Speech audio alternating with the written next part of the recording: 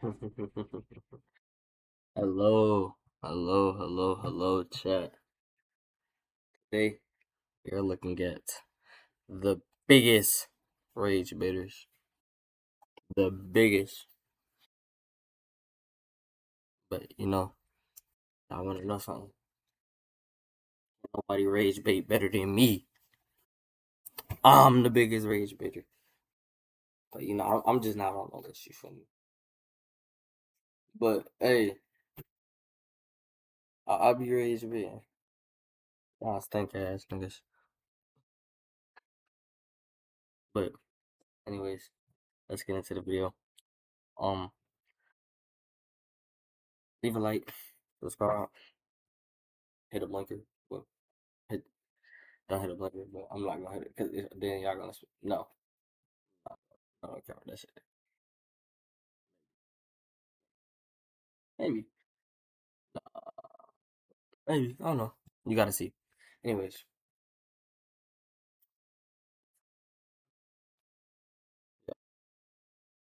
The biggest rage baiters of all time. Okay, this video just had to be done. You guys really seem to like the last video, so I figured I had to run it back. Now, rage bait is an art form, okay? It's done to pretty much just make anybody as but do y'all know how to rage bait, bro? 'Cause I know how to rage bait. Y'all don't know how to rage bait like I know how to rage bait. So it's like, mad bro, as possible. I There's rage bait many bitch. methods to the madness. Some people might just instigate to rage bait, or some people might go about the method of being dumb on purpose, like Patrick, for example. Or sometimes people are just That's like I hate people who try to rage bait like that. Cause like, bro, you trying to be slow? No, you just stupid, gang. I'm sorry. Like being slow to rage bait, it's like it's funny and like times. Like the other time, gang, you generally just look stupid, gang. I'll say the best way to rage bait, gang, is to like really instinct, like get like bother somebody really, bother somebody really bad. Like keep fucking with them, like do something, and then like keep doing it. If they tell you to stop, keep doing it. Keep doing it. Just like keep bothering them and like watch them get like really angry. Like that's the best way to rage bait. Like that's how I in person rage bait. Like in person, I would literally like keep, for example, like just keep fucking with you. Like keep hitting you, keep like I would keep fucking with you. Like, generally get irritated or like online rage bait. I be saying like crazy shit. Like I be saying crazy shit. Like YB not the goat. 6ix9ine better than YB. I stand on that too. Merch. Do something about it. You won't. Oh, I thought so. I know. Bitch ass nigga. really annoying to the point where at this point they gotta be rage baiting because there's absolutely no way somebody could be this annoying. All right, anyway, so let's start off with Gumball. Okay, Gumball had to be what the I forgot the video was about characters game. I thought this nigga was gonna go into horror rage. Gumball chat. Okay. Who do y'all think is the biggest? I feel like I got my rage bit and like character wise, my rage bit and Beast Boy and Cyborg.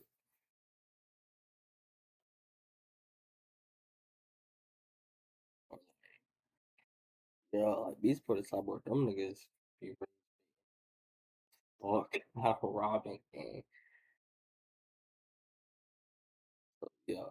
I feel like that's why I got my shit home. I feel like Gumball. Do Gumball be is Gumball even the biggest rage baiter in his show? He not. He not.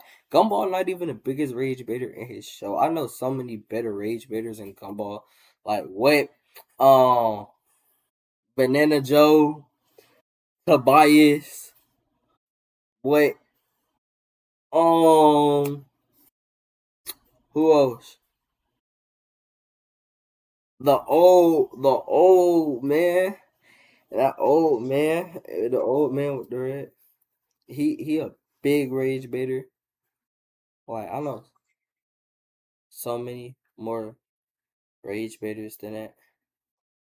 Gumball not even the biggest rage baiter in his show. Like what the fuck? All right, I'm just gonna ignore that. But anyways, Gumball was always trying to annoy everybody. I don't know what it was, but he spent one episode trying to annoy Alan so much to the point where Alan just breaks and gets mad at him. Like, this dude dead ass wanted to ruin his life just so Alan would get mad at him. This is the status update he put on his Elmore Plus. God damn. That's not rage baiting. That's deep. That's hating, gang. That's not rage baiting. That's D1 hating, gang. That's the biggest hater. He was hating on somebody just to so he can hate on him back, and that's not rage bait. That's like that's D1 hating, gang.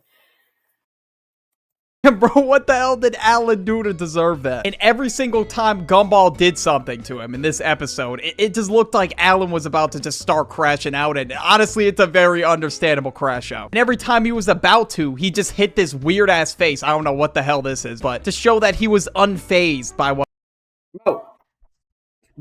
Bro, this is prime example of what I mean, gang. Because if you watch this episode, you see that Gumball gets more irritated that Alan isn't getting rage baited. So Alan's a better rage baiter than Gumball. Gumball's not even the best rage baiter in his show. My point exactly. Gumball did. Now that he ruined his social life, he wanted to ruin his relationship. He put Darwin's face on a balloon and just had Darwin just kiss everything, even a goddamn toilet. And I don't know how Alan held back from crashing out here. I would have started throwing haymakers, bro. It would have been over. And the amount of times that Gumball got mad at Alan, at this point, Gumball is the one being rage baited for trying to rage bait. Okay, I don't know if that made any sense. And he already went too far. Like I said.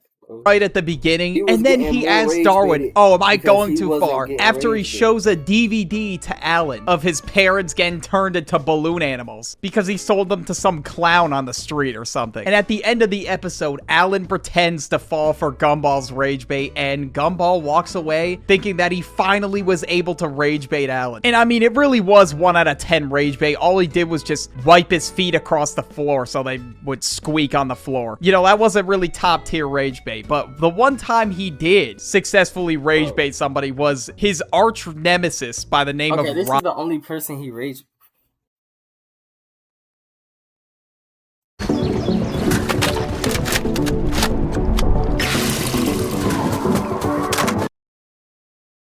Only person he rage baited. So like, this don't make no type of sense, gang. Like, what? This nigga sucks. Like he gets rage baited so easily. Rob. Now, Gumball forgot Rob even existed. He left Rob in the void. He didn't even know what Rob's name was in one episode, so that's why Rob hates him. And in the episode called The Nemesis, Rob stopped hating him. His new nemesis was now Banana Joe. And the way he decided to get Rob to come back and be his nemesis was to rage bait him. Rob was setting up like these goofy ass, oldest trick in the book ass traps the entire episode. And Gumball just goes up to him and just starts distracting him every single time he's about to get Banana Joe to fall for his trap or whatever. And somehow Gumball just fucks it up for him every time. And I don't even know if he was intentionally rage baiting here. I think he was just being him, but regardless, it's fucking hilarious. But this dude Rob got so mad at him that he just grabs him and just starts shaking him around by the neck. But I guess that was Gumball's goal the whole time. He wanted an arch nemesis, so I guess he successfully rage baited him. And I've seen videos of this all over TikTok, and well, that's what inspired me to make this video. It was captioned some shit like, no hate, but you had so many better picks out of this show, gang.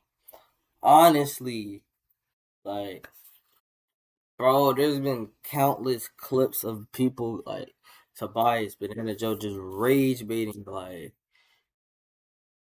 oh my god, like you had so many better picks. Why, like, when you successfully rage bait, bro. And honestly, that really is how it feels. Okay, but now we got a sleeper pick. We got Bugs Bunny. Now, I don't know what was good with Bugs Bunny. Wait, he cut. Wait, hold on. He had me in the first round. He had me in the first. They had me in the first round. Okay. They had me in the first. Bugs Bunny is a sleeper pick. He's not lying. You gotta really think about it. Like all them old like Bugs Bunny, what Tom and Jerry. No, not Tom and Jerry. Jerry, Bugs Bunny, Jerry. Um, what's that? What's that? The ostrich? No, not the Road Runner. The Road Runner. Um, Pink Panther. Like all them old cartoons. Those were elite rage baiters, gang. I just put y'all on the ball for rage bait knowledge, gang. Those are elite rage baiters. Yes. Okay, you had me in the first round. But this dude was just a menace. I remember as a kid, I'd see a bunch of episodes that would air on, I think, Boomerang or Cartoon Network. Boomerang. What you know about Boomerang? You don't know nothing about Boomerang. But like, niggas, niggas don't know nothing about Boomerang. Like, niggas really used to early morning, Saturday morning, early morning at your grandma's house, watching Boomerang. Goddamn, what? Bugs Bunny, yeah, Looney Tunes, Tom and Jerry, Scooby Doo. Pink Panther, yeah, all of that used to come on. What? All that, yeah. I know ball. Trust me, I know ball. Was Elmer Fudd trying to hunt Bugs Bunny during rabbit season. And even when, like, Elmer Fudd is about to shoot him and he's got, like, a fucking shotgun barrel pointed at his face, he always looks so confident because he knows that he's just gonna trick Elmer Fudd every time and just rage bait him. And he does every single time. It's kind of like also the coyote trying to catch the Roadrunner, too. Like, bro never... I just... I know ball. Trust me. Gets the Roadrunner. But it was just insane how gullible Elmer Fudd was. The amount of times he fell for shit, it was insane. Then in one episode, I think it was called Duck Season or something like that, Bugs and Daffy were fighting over who was going to be hunted by Elmer Fudd. According to Bugs, it was Duck Season, and according to Daffy, it was Rabbit Season. And when they got in a back and forth argument about it, Bugs said the opposite one and got Daffy to take a shotgun bullet to the face. And this happened multiple times, so the sheer amount of rage baiting here. See, bro, that like top tier rage bait game. And who you know doing shit like that, gang? You don't know nobody doing it like that, bro. Bugs Bunny sleeper. It was crazy. But at the end of the episode, it ends up being Elmer season. So Elmer gets hunted by Daffy and Bugs. Crazy ending. But Bugs would also often rage bait Yosemite Sam. Now, I think this took place in the 1981 movie. And now I found this clip when I searched Bugs Bunny Yosemite Sam. And pretty much, this dude was trying to have a Western standoff with somebody. And the whole time, Bugs was just rage baiting him. He didn't follow the rules of the standoff. He was already saying he had onion breath at the beginning because he got up in his face. And Bugs being a rage baiter is definitely one of the reasons why I think Looney Tunes is hilarious. Now we got Stewie. Now Stewie... Stewie, like... Bro, here we go. Okay, you just so again. There is so many better rage baiters. And always has something to say. He's that kind of rage baiter. He'll say the most out-of-pocket shit just to try to get you mad. And isn't specific episodes. Like, this is just who he is. He just followed some random fat guy with a tuba. And Chris as well. I don't know why he's like this, but this is the type of fun... Okay, that's funny. The ass shit you'll see him doing in a lot of the episodes, to be honest. And literally every episode, he's making wise ass remarks to get everyone mad. Or like probably the most iconic example I could think of was where he was like, "Mom, mommy," like for 2 minutes straight. Lewis, Mom, mommy. Mama! Trying to get Lois's attention. And then when she finally said what, he just said hi and then just ran away. Like at this point, he just does it for the love of the game. And Stewie definitely... And that's like, whoa. And that's how you gotta live life. Just for the love of the game.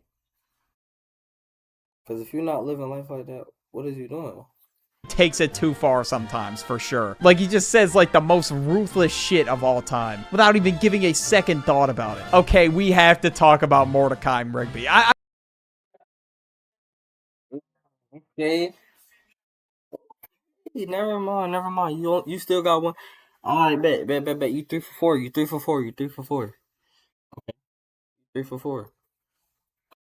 This is good pick. I've talked about them in a lot of videos at this point, but I mean, they just fit the qualities for a lot of these characters. And when it comes to rage baiting, okay, there's no stopping them. In the episode Lunch Break, Mordecai and Rigby order this super sub sandwich that's like $80. It was like a 8-foot long sub or something like that. And Benson's reaction when they open the trunk is just priceless. But Benson, of course, is pissed off because he spent $85 on this goddamn sandwich that they're probably not to eat all of it. So he said, if you don't eat all this by the end of the day, you are both fired. So they somehow plate cleaned the sandwich by the end of the episode. And honestly, you know what? Yeah, they did kind of deserve that. And in the episode The Prank Callers, Mordecai and Rigby made this prank call on Benson. And honestly, this is one of the funniest episodes. You gotta...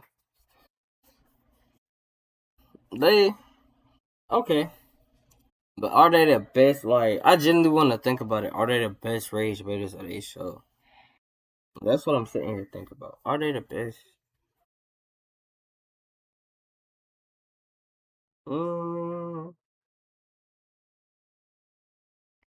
Yeah. It's a regular show. But Benson, I don't know, he was low-key asking for it, because how do you fall for a Joe Mama joke? That's kind of embarrassing. So this was like the weakest form of rage bait, yet Benson still fell for it. And after falling for a Joe Mama joke, this dude Benson was screaming through the phone that the person on the other end of the line was gonna get tracked down, and that he was gonna find them. All that over a Joe Mama joke? Yeah, that's kind of insane, I can't lie to you. And this dude just kept yimming on for a whole nother 30 seconds when he could have just hung up the phone. And they made him react so much to the point where they couldn't even keep it together. Like, Rigby had tears in his eyes. But this dude, Benson, got so mad that he fell for the oldest trick in the book that he stormed into this room that Mordecai and Rigby were in, that he lost his shit. And he was like, "Ring, ring. Hello. What's that? Mordecai and Rigby are banned from using the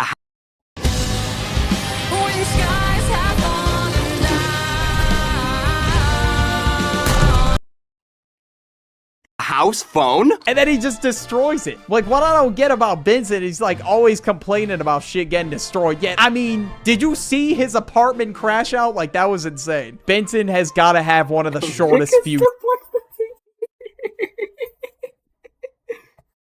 Hey, I don't care about that. See his apartment crash out? Like, that was insane. Look at this nigga. And this nigga suplexed the TV, bro. You see his apartment crash out? Like, that was...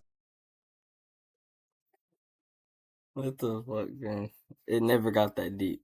This is pure insane. rage, Benson has got to have one of the shortest fuses I've ever seen. And Benson was on that same caliber of David Ortiz just smashing the phone in the dugout. And Benson is also responsible for a bunch of shit getting destroyed around the park. Like, this dude is responsible for, like, smashing so many things. It's unreal. Okay, that sounds a little crazy out of context. All right, moving on. But sometimes Mordecai and Rigby rage bait each other. All right, maybe sometimes they get a little bit bored of rage baiting Benson. He has a very short fuse, so obviously he's gonna fall for the rage bait. But sometimes Mordecai will rage bait Rigby. In the episode Death...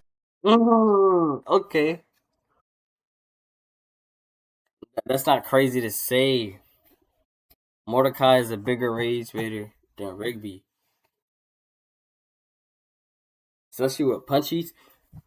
Trust me, I know about punchies. Mordecai decides that he's going to be player one. Rigby wants to be player one in the game, and Mordecai knows he'll beat Rigby in punchies. So he says, let's play punchies for it. On purpose, knowing that he's going to win. And then when he does, Rigby gets mad at him, and he's like, oh, it's not fair, whatever. Because obviously, Rigby was not beating anybody in punchies. Skip sent him to the ER one time, so. And he did permanent damage to one of his cheeks, so they call his ass the one cheek wonder now. Then Mordecai brought that back up and, yeah, started using it as rage bait, of course. Then Rigby throws this phone book at a closet door. Then it opens to a page, and it gives him a number to a Death Kwon Do place, where he wants to learn the Punch of Death, so he could finally beat everybody in punchies. And then eventually he does. He starts throwing haymakers with anything, anybody at the park. Doesn't matter to him what it is. And he gets extremely carried away to the point where he destroys the entire park. Mordecai learned defensive moves, came back, and fought Rigby in a 1v1. And during the whole thing, he was still rage baiting him. He said his punches were trash because he kept blocking them with defensive moves, and that he said he was never gonna win at punchies no matter what he does. And yeah, let's keep it a buck for a second. Yeah, that's probably true. And eventually Mordecai fake loses just so they'll stop fighting. And then Rigby finally gets to be player one just for him to die to a snail at the beginning of the first level. Okay, now we got Tom and Jerry. Tom and Jerry. What I tell you, I told you I know ball. They're always rage baiting each other. But to be honest, it's mostly Jerry. But Tom and Jerry are. I told you I know ball. Jerry's a better rage baiter than Tom, man. Sometimes friends in some episodes. It's like a love-hate relationship. Okay. Now, when I was watching this as a kid, obviously, I thought Tom was the villain. Oh, Jerry's got to get away from the mean cat or whatever. But to be honest with you, this dude, Jerry, was a menace. Like, now I'm looking back at the show. The amount of injuries and pain that Jerry has caused Tom is unreal. So, honestly, there really is no villain. They're kind of just beefing with each other, rage-baiting each other or whatever. Sometimes it's Jerry that starts it. Sometimes it's Tom. I guess just to cite an example, there's this one episode where they went to the beach. I remember watching this one as a kid. The whole time they were just messing with each other. Like the moment Tom got there, he just plopped all his stuff on top of Jerry. With them, sometimes there is no harmony. There is no living a normal day. They just went back and forth at it the entire day. I've never seen a beef so persistent in my entire life. SpongeBob and Patrick. All right, they gotta be top 3. No. Patrick. No. SpongeBob. 3 at least. There's no way. The amount of clips I've seen floating around IG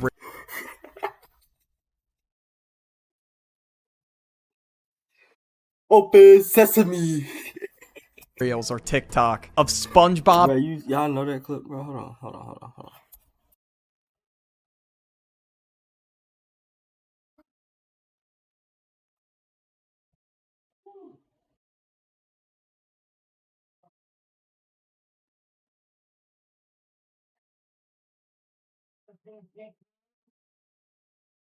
Okay, SpongeBob, you can be Dirty Dan. I just want to be Patrick. Let's get out of here before Sandy wakes up again!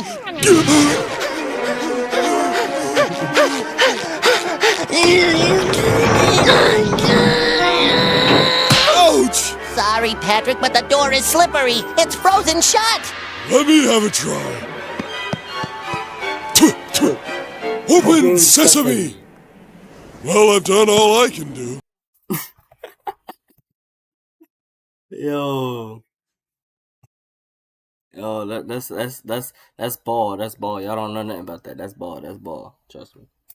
And Patrick rage baiting Squidward is unreal. Or just Patrick being so dumb to the point where it's gotta be on purpose. There's no way. Like at this point, he's gotta be purposely pissing them off. In the episode Mermaid Man and Barnacle Boy 3, this dude SpongeBob was teaching Man Ray how to be good. Like he signed his ass up for goodness school. I don't know. In the first lesson, SpongeBob had Patrick drop his wallet and had Man Ray go through a what-if scenario. So he gives Patrick the wallet back. He was like, "Excuse me, sir, did you drop your wallet?" And Patrick just kept denying it. This dude showed him the ID and all. And he even said, yes, that is his ID. But it's not his wallet. He's never seen it a day in his life. And then when Man Ray explained to him that the ID was in the wallet, it's his wallet, even Patrick said that makes sense to him, but then he still denied that the wallet was his. Yeah, he's gotta be rage baiting, bro. There's no way. There's no one home up there. Like, I don't know what's going on in Patrick's brain. I have no idea. But all I know is that there is not a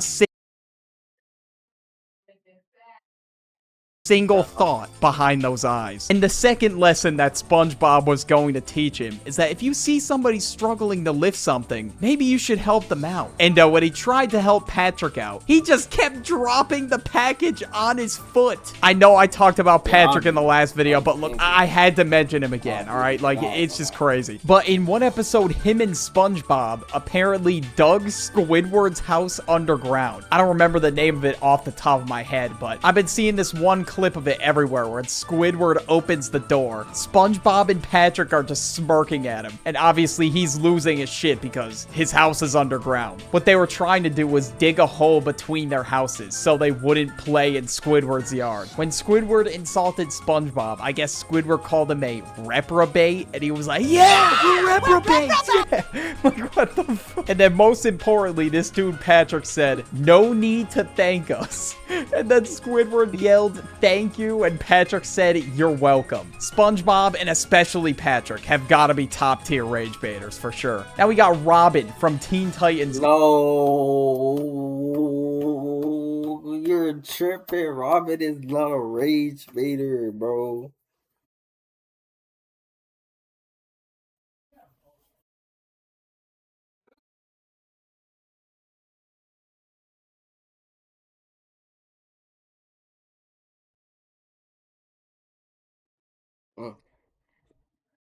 Robin is not a rage baiter. Cyborg and Beast Boy are rage baiters. Like, if you're gonna keep the duos, if you're gonna have duos, keep the duos going, gang.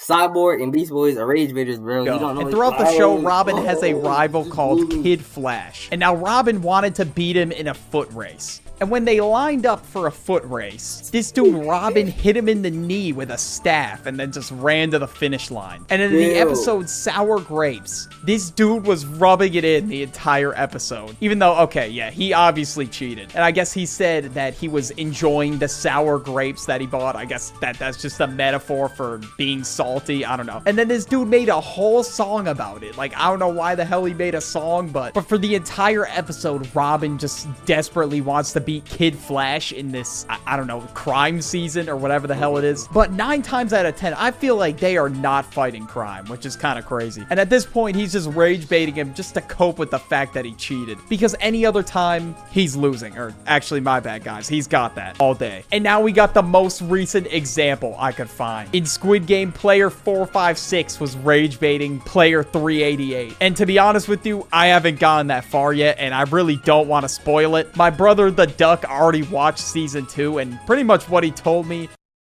But I've been seeing this clip on TikTok, and, you know, I thought I'd have to include it, because the entire episode, 456 was rage baiting him. Literally just by staring at him menacingly whenever he could. But yeah, if you guys enjoyed this video, you'll like this video right here about the biggest Alright, chat. That was a good video. I hope y'all have a good day. And remember, stay blessed, stay geeked.